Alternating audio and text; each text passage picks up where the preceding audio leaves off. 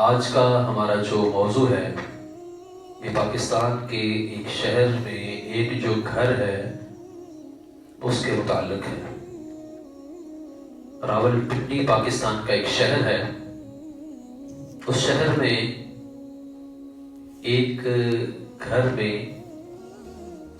جو گھر کا سربراہ تھا وہ مزدور آدمی تھا اور محنت کر کے رزق حلال کماتا اور اپنے بچوں کی پرورش کر رہا تھا۔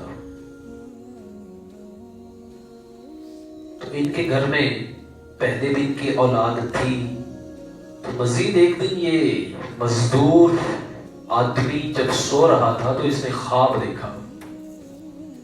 خواب وہ آدمی کیا دیکھتا ہے؟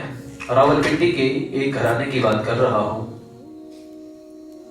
وہ گھر کا سربراہ خواب دیکھتا ہے کہ اس کے گھر کے ایک کونے میں ایک سفید ریش بزرگ جائے نماز بچھائے کچھ نفل وغیرہ پڑھ رہے ہیں۔ تو یہ آدمی چونک گیا، پریشان ہو گیا کہ میں نے سارے تالے لگائے تھے سونے سے پہلے، اور رات کے اس آخری حصے میں یہ شخص اندر کیسے آیا؟ خوف دل میں آ گیا، ڈر پیدا ہو گیا۔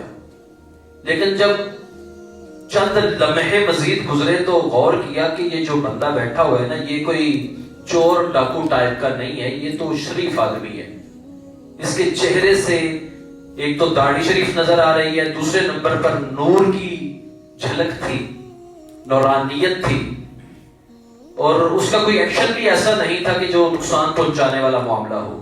تو یہ جو مزدور آدمی تھا نا، اس نے مخاطب ہو کر پوچھا کہ آپ کون ہیں اور اندر کیسے آئے؟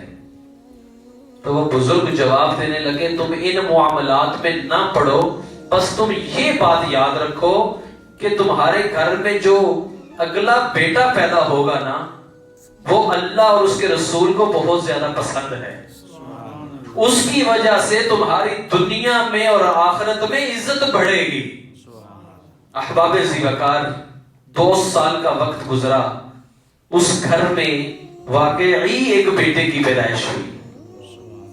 وہ بیٹا بہت ہی خوبصورت تھا، بہت ہی فرما بردار تھا۔ بچپن میں ماں کی گود میں لا الہ الا اللہ محمد رسول اللہ صلی اللہ علیہ وسلم کا ورد سنتا رہا، اس کو یاد کرتا رہا اور پڑھتا رہا۔ احباب ذی وقار، وہ بچہ تھوڑا سا بڑا ہوتا ہے، اسکول میں ایڈمیشن ہوتا ہے، وہ بچہ اسکول میں پڑھنا شروع کرتا ہے اور نعت کا شوق رکھتا ہے۔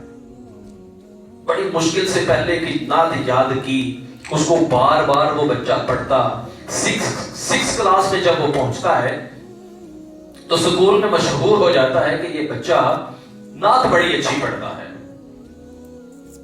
اب اس کلاس کے بعد جو بھی نعت یہ بچہ ایک بار سنتا، 6 کلاس کے بعد ایک بار سننے سے اسے وہ نعت یاد ہو جاتی تھی۔ احباب ذی وقار، یہ بچہ جب 10 کلاس میں پہنچتا ہے تو اس وقت تک بے شمار یہ نعتیں اس کو یاد ہو چکی تھی۔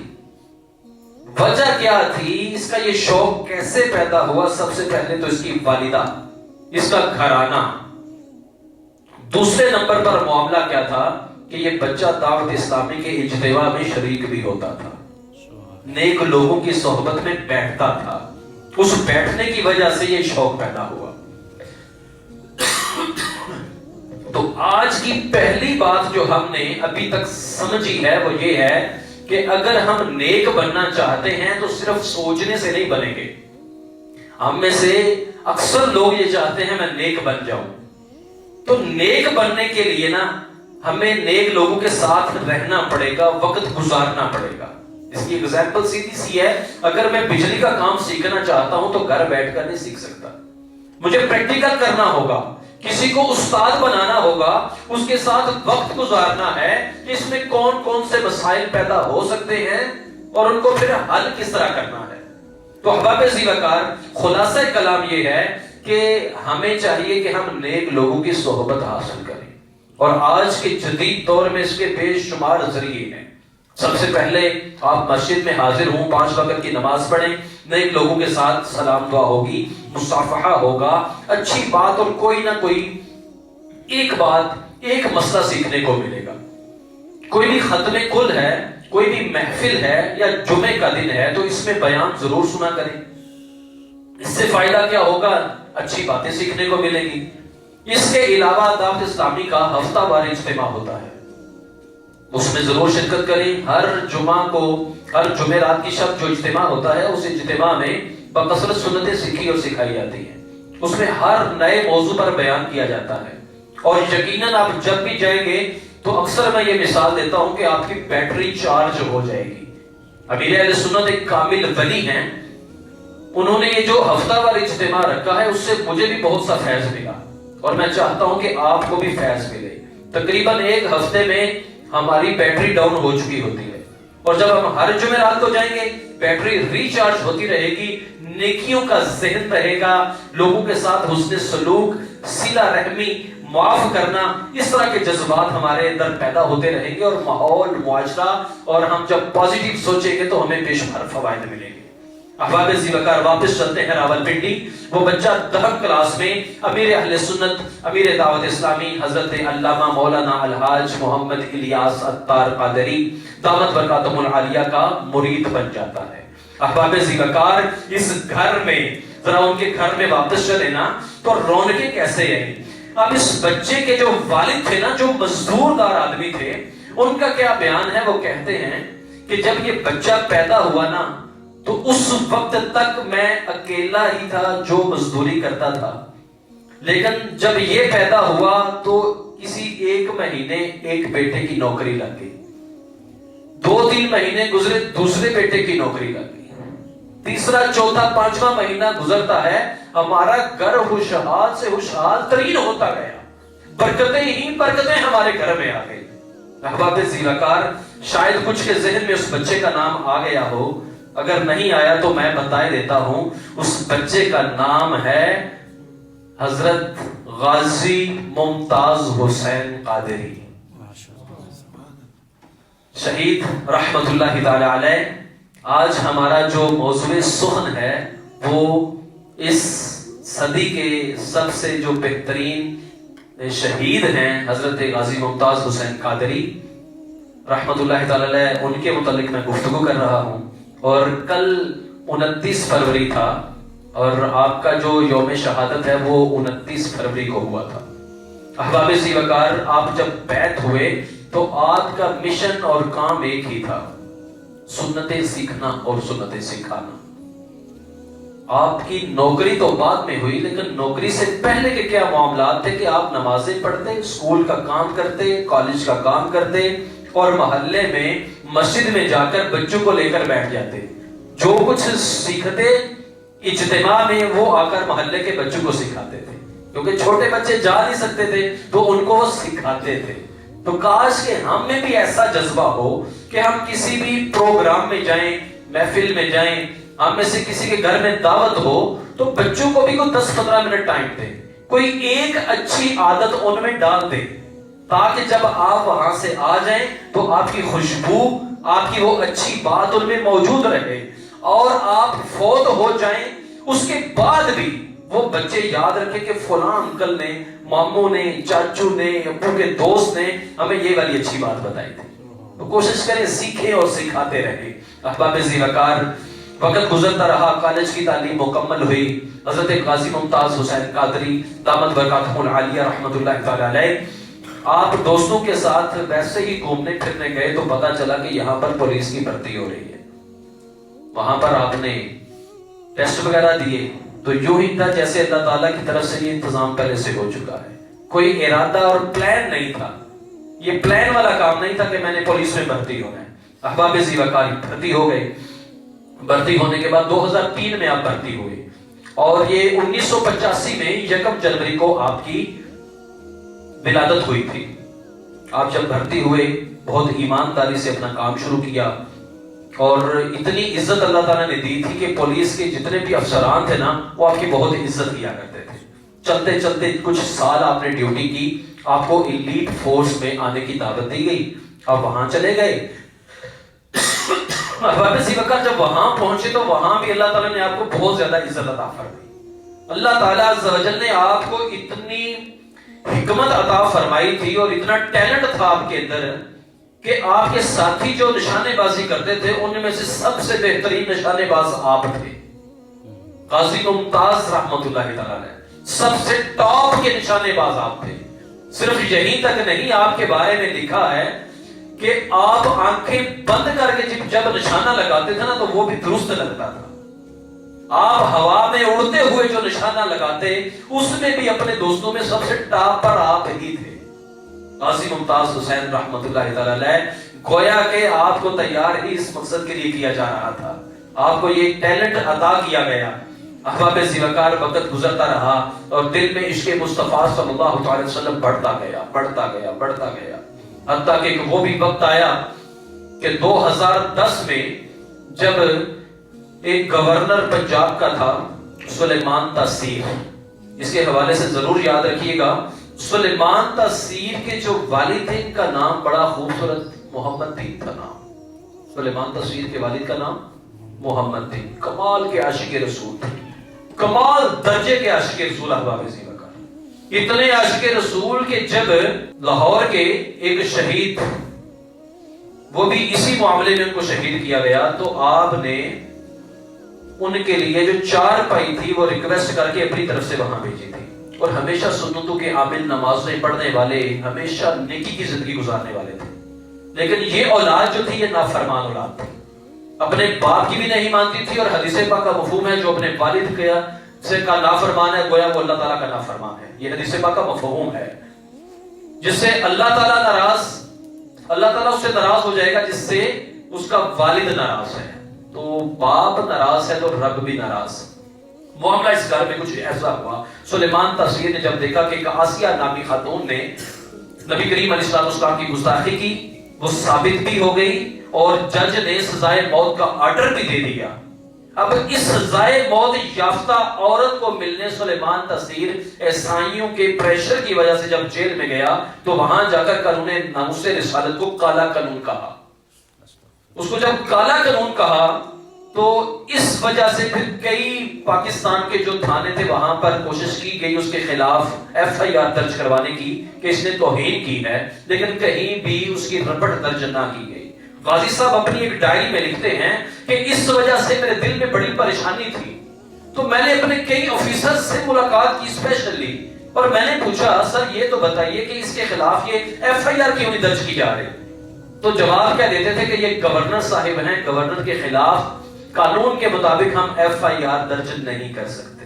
تو غازی صاحب اپنی ڈائری میں آگے کیا لکھتے ہیں کہ میرا دل کڑتا تھا کہ یہ کیا ہو رہا ہے ہمارے وطن عزیز پاکستان میں، کہ ہمارے حکمران عمر فاروق رضی اللہ تعالیٰ عنہ تو وہ تھے کہ جو کہتے تھے فرات کے کنارے ایک کتا بھوکا کر مر گیا تو اس کا بھی سوال مجھ سے ہوگا.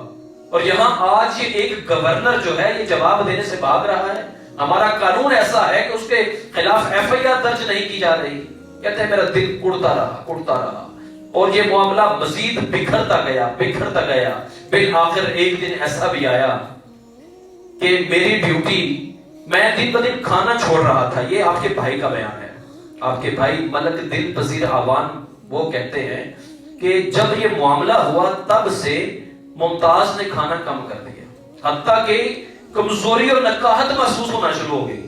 یہاں تک کہ ایک دن بیٹا محمد علی بیمار تھا تو مجھے کہا کہ بھائی جان اس کو ڈاکٹر کے پاس لے جائیں، میں نہیں لے کے جا سکتا، میری طبیعت خراب ہے. میں پوچھتا کیا ہوا ہے ممتاز تمہیں؟ تو ممتاز ایک ہی جواب دیتا کہ میرے آقا کی گستاخی ہو رہی ہے، قانون ناموس رسالت کو کالا قانون کہا جا رہا ہے. میرے چہرے پہ کیسے مسکراہٹ آئی؟ تو دل بیزار اور پریشان. دری اسناد ملک دل پذیر احوان کہتے ہیں کہ ایک دن ایسا ہوا کہ ہمارے ساتھ ہی بیٹھے تھے کہ ایک فون کال ریسیو ہو گئی. فون کال سنی تو فوراً جسم میں طاقت آ گئی، چہرہ خشاش بشاش ہو گیا. میں پوچھا وہ ممتاز کیا ہوا؟ بڑے بھائی ہیں ملک دل پذیر احوان کہتے ہیں ممتاز کیا ہوا؟ تو ممتاز کہتا ہے کہ سمجھ لو مجھے بہت کچھ مل گیا ہے. اور بتاؤ تو صحیح.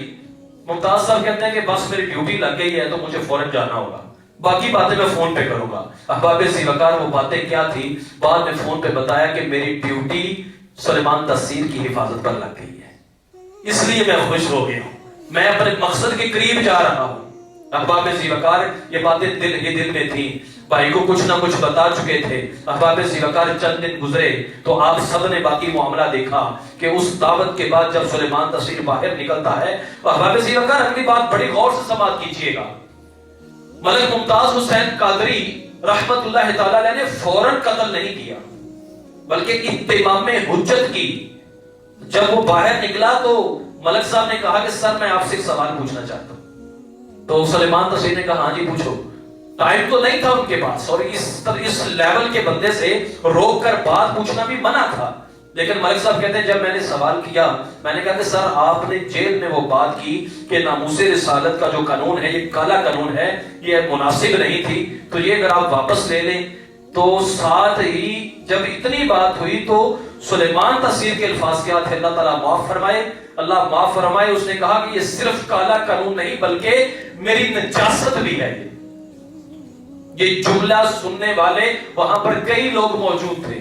جب یہ جملہ بولا تو ملک صاحب اپنی ڈائری میں لکھتے ہیں، غازی ممتاز حسین قادری رحمۃ اللہ علیہ لکھتے ہیں کہ اب مجھ سے صبر نہ ہو سکا، اب میں نے اپنا ٹریگر دبایا اور میں نے 27 گولیاں نکالی تھی، زیادہ نہیں نکالی، 50 نہیں، 30 نہیں، 100 نہیں، 27 گولیاں نکالی، اور 27 کی 27 گولیاں اس کے جسم میں گئی تھی، ایک بھی گولی ضائع نہیں ہوئی۔ احباب ذیوقار ملک ممتاز حسین قادری رحمت اللہ تعالی علیہ نے گستاخ رسول جو بیزار تھا دین سے، اس کو قتل کر دیا، اس کو جہنم واصل کر دیا۔ احباب ذیوقار جب اس کی بیٹی سے پوچھا گیا، اخبارات میں یہ چیز موجود ہے، اس کی بیٹی شہر بانو ممتاز حسین نے، یہ سلیمان تسیر کی بیٹی، شہر بانو سے سوال کیا گیا کہ تمہارے والد کے قادیانی کے متعلق کیا خیالات تھے؟ تو وہ کہتی ہے کہ میرے والد صاحب ہمیشہ کہتے تھے کہ قادیانیوں کو غیر مسلم نہیں کہنا چاہیے، وہ بھی مسلمان ہیں، ان کا بھی حق ہے اس ملک میں رہنے کا، ان کا حق ہے تبلیغ کرنے کا، ان کو مذہبی آزادی ہونی چاہیے۔ یہ سلیمان تسیر کی بیٹی کا بیان ہے جو گھر میں باتیں ہوتی تھی۔ آج کے دور میں بھی احباب ذیوقار قادیانیوں کو کھلی چھٹی دی جا چکی ہے۔ نبی کریم صلی اللہ تعالی علیہ وسلم، یہاں پہ یہ بات یاد رکھیے، ملک صاحب کا جو یہ فعل تھا یہ کمال درجے کا تھا، اور کمال اتنے کمال درجے کا کہ جب ان کو سزا سنائی گئی نا، سزائے موت 2 مرتبہ آپ کے لیے لکھی گئی تھی، تو اس میں ایک جملہ آج بھی موجود ہے، آپ کی سزا میں لکھا گیا ہے کہ اسلامی قوانین کے مطابق ان کا کوئی گناہ نہیں ہے، قرآن و حدیث کی روشنی میں ان کی کوئی غلطی نہیں ہے، پاکستان کا جو قانون ہے اس کے مطابق ان کو 2 مرتبہ سزائے موت سنائی جا رہی ہے۔ ذرا غور تو کیجیے نا، یہاں پر ہمارے وطن عزیز کا قانون اور اسلام کا قانون ٹکرا رہے ہیں، حالانکہ یہ وطن جب لیا گیا تو لا الہ الا اللہ محمد الرسول اللہ صلی اللہ تعالی وسلم یہ بیس اور بنیاد تھی، اسلامی قوانین کا نفاذ کرنا مقصود تھا، بدقسمتی سے آج تک یہ نفاذ نہ ہو سکا۔ اور ایسا کام کرنے کی، اس پر ایک علیحدہ موضوع پہ انشاءاللہ کبھی گفتگو ہوگی کہ نبی کریم صلی اللہ تعالی علیہ وسلم کی عزت اور ناموس پر جس نے حملہ کیا، پیارے آقا علیہ السلام نے اپنی ذات کی وجہ سے ان کو معاف کیا، یہ معاملات درست، لیکن ایسا شخص جس نے نبوت کا اعلان کیا تو نبی پاک صلی اللہ تعالی وسلم نے اس کو معاف نہیں کیا۔ پیارے آقا علیہ السلام کے صحابہ کرام جاتے تھے اور جا کر ان کو قتل کر کے واپس آ کر کہتے یا رسول اللہ میں اسے مار آیا، تو نبی پاک علیہ السلام شاباش دیتے تھے، اس عمل کی تحسین فرماتے تھے۔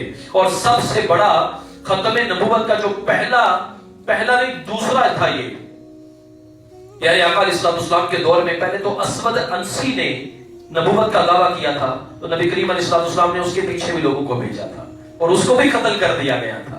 احباب ذیوقار بالکل اسی طرح آج کے دور میں غلام احمد قادیانی اور اس کے چیلے آج کے دور میں بھی غلام احمد قادیانی کو نبی مان رہے ہیں، جیسے مسلمہ کذاب تھا بالکل ویسے ہی اس کا معاملہ ہے۔ تو احباب ذیوقار سیدنا صدیق اکبر رضی اللہ تعالیٰ عنہ اس پوری کائنات میں تمام انبیاء کرام علیہ السلام کے بعد سب سے بڑے بہادر، سب سے بڑے نیک، سب سے بڑے سپہ سالار، سب سے بڑے سچے سیدنا صدیق اکبر رضی اللہ تعالیٰ عنہ کو جب مشورہ دیا گیا نا کہ ابھی آقا علیہ السلام کا وصال ہوا ہے، جنگ کے لیے نہ نکلے، تو آپ نے ارشاد فرمایا مسلمہ کذاب کو مارے بغیر ہم نہیں رکیں گے۔ تو احباب ذی وقار آج ہم پہ لازم ہے اپنے بچوں کو یہ سبق پڑھائیں کہ نبی پاک صلی اللہ علیہ وسلم کے بعد کوئی بھی نبی نہیں آنے والا۔ اس لیے گزارش یہ ہے کہ آپ خود بھی پڑھیں، آپ کے پاس انٹرنیٹ موجود ہے، وہاں پر بے شمار مواد ہے، دعوت اسلامی نے اس پر رسالے اور کتب لکھ دی ہیں، وہ بھی پڑھیں، بیانات بھی سنیں، اور بھی علماء کی ختم نبوت پہ بے شمار کتابیں ہیں، ان کا مطالعہ کیجئے۔ احباب ذی وقار غازی ممتاز حسین قادری رحمت اللہ تعالیٰ علیہ جرأت اور بہادری کی علامت ہے۔ آپ فرماتے ہیں جب جیل میں رہا تو کمال کی زندگی تھی، بڑا ہی مزہ آیا، روزے میں مسلسل رکھتا تھا جیل میں، کھانے پینے کے لیے اللہ تعالیٰ بڑی نعمتیں عطا فرماتا۔ پھر وہ بھی دن آیا 29 فروری، مجھے تو پتہ ہی نہیں تھا کسی بات کا، اور بلکہ تمام لوگوں سے چھپایا گیا تھا یہ والا دن، کہ اچانک رات کے وقت مجھے یہ بتا دیا گیا، رات کے آخری حصے میں جب جگایا کوئی 2-3 بجے کے قریب، تو مجھے کہا کہ آپ تیاری کر لیں اپنی، آج آپ کا آخری دن ہے۔ تو میں مسکرایا، میں خوش ہو گیا، میں نے کہا چلو ٹھیک ہے۔ آپ فرماتے ہیں میں نے چٹا سوٹ کڑیا استری کر کے رکھا ہوا تھا، وہ سفید سوٹ میں نے پہنا، پھر میں نے ویسٹ کوٹ پہنی، پھر اس کے بعد میں نے ٹوپی، خوشبو، سرما، ساری تیاری مکمل کی، پھر میں نے ہاتھ باندھا، سبز گنبد کی طرف چہرہ کیا، پیارے آقا علیہ السلام پر درود و سلام پڑھنا شروع کر دیا، نعتیں پڑھنا شروع کر دی۔ احباب ذی وقار آپ فرماتے ہیں میں نے پھر کھجور کے ساتھ سحری کی، میں نے روزہ رکھا اپنی روٹین کے مطابق۔ احباب ذی وقار اسی دوران آپ فرماتے ہیں کہ میرے گھر والے بھی میرے پاس آ گئے، پولیس کی گاڑی گئی، یہ جی غازی صاحب کی طبیعت خراب ہے، آپ فوراً آ جائیں ہمارے ساتھ۔ لے کر آئے تو کچھ پریشان تھے، میں نے کہا پریشان کیوں ہو، اسمائل کرو، مسکراؤ، خوش ہو جاؤ۔ آپ کا یہ جملہ آپ کی ڈائری میں تھا، اور آپ کے بھائی بھی اس کی روایت کرتے ہیں، وہ بھی کہتے ہیں ملک صاحب کو کوئی ٹینشن ہی نہیں تھی، ممتاز صاحب مسکرا رہے تھے، ہم پریشان ہو رہے تھے، کہتے ہیں نہیں میرے ساتھ مل کے نعتیں پڑھو۔ جو ملاقات کا ٹائم تھا اس میں نعتیں پڑھی گئی۔ ملک صاحب کہتے ہیں کہ آپ سب کی خواہش ہے کہ میں رہا ہو جاؤں، لیکن میری خواہش ہے کہ میں رہا نہ ہوں۔ کہتے ہیں کہ مجھے زندہ آنکھوں سے، جاگتی آنکھوں سے پیارے آقا علیہ السلام، سیدنا صدیق اکبر رضی اللہ تعالیٰ عنہ، حضرت عمر فاروق رضی اللہ تعالیٰ عنہ، سیدنا عثمان غنی رضی اللہ تعالیٰ عنہ، سیدنا علی شیر خدا رضی اللہ تعالیٰ عنہ، حضرت غوث اعظم رحمت اللہ تعالیٰ علیہ، حضرت داتا گنج بخش اجمیری رحمت اللہ تعالیٰ علیہ، یہ ساری ہستیاں جاگتی آنکھوں سے میرے پاس تشریف لائی ہیں، میں نے جاگتی آنکھوں سے ان کے دیدار کیے ہیں۔ مجھے ان تمام ہستیوں نے مبارکباد پیش کی ہے کہ اللہ نے تمہارے اس فعل کو، اس کام کو اپنی بارگاہ میں قبول کر لیا۔ احباب ذی وقار حضرت ملک ممتاز حسین قادری جب آپ گھر والوں سے ملنے کے بعد جا رہے تھے، سینے پہ پاکستان کا پرچم بھی لہرایا ہوا تھا، بیج لگایا ہوا تھا، تو تھوڑا سا گئے، پھر مڑ کے واپس آئے، پھر چہرے پہ مسکراہٹ، یوں سلام کیا، کہا کوئی پریشان نہیں ہوگا، ہمیشہ مسکراتے رہنا ہے، میں کامیاب ہوں، ناکام نہیں ہوں۔ احباب ذی وقار جب پھر چل کے گئے نا تو ابھی ٹائم باقی تھا، تو جیلر نے کہا ابھی ٹائم باقی ہے، تو آپ نے کیا ارشاد فرمایا کہ ٹائم نہیں ہے باقی، ٹائم ہو گیا ہے، کیونکہ میرے آقا علیہ السلام میرا انتظار کر رہے ہیں، لہذا چلو۔ احباب ذی وقار آخری خواہش پوچھی جاتی ہے ہر اس بندے سے جس کو سزائے موت ہونے والی ہے، آپ سے بھی پوچھی گئی، تو آپ نے کیا کمال کی خواہش کا اظہار کیا، آپ نے ارشاد فرمایا میری خواہش یہ ہے کہ میرے چہرے پہ کالا کپڑا نہ ڈالا جائے، میری خواہش یہ ہے کہ میں اپنے پھندے کو خود پکڑوں گا، میں اس کو اپنے گلے میں خود ڈالوں گا۔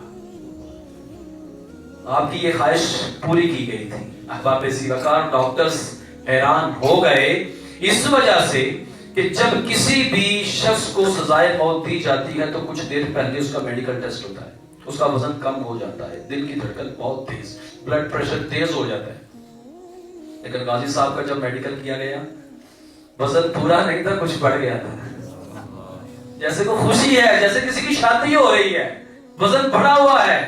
احباب ذی وقار ہارٹ بیٹ تیز نہیں ہے، وہ سمائل والی نارمل زندگی والی ہے، وزن کا بھی کوئی مسئلہ نہیں ہے، بلڈ پریشر کا بھی کوئی پرابلم نہیں ہے۔ احباب ذی وقار اب اس کے بعد کے معاملات کیا ہوتے ہیں؟ سزائے موت کے متعلق شاید کسی نے کچھ پڑھا ہو، احباب ذیوقار، ہوتا کچھ یوں ہے جب کسی کو سزائے موت ہوتی ہے تو اس کی گردن ٹوٹ جاتی ہے اور اکثر لوگوں کی بائیں سائڈ پہ چلی جاتی ہے. زیادہ تر یہ کیس ہوتا ہے، رائٹ پہ نہیں جاتی.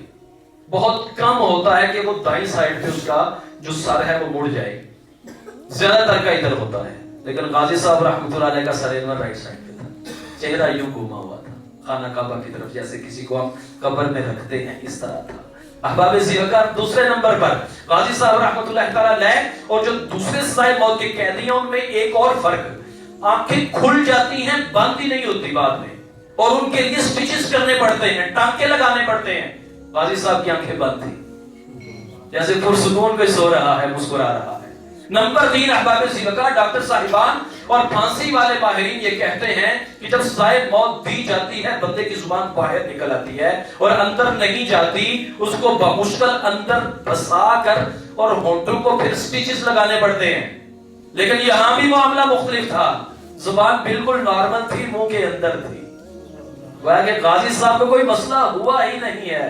احباب ذیوقار، حضرت غازی ملک ممتاز حسین قادری رحمۃ اللہ تعالی علیہ یہ بتا گئے ہیں کہ کروں تیرے نام پر میں جاں فدا، نہ بس ایک جاں دو جہاں فدا، دو جہاں سے بھی نہیں جی بھرا، کروں کیا کروڑوں جہاں نہیں. اللہ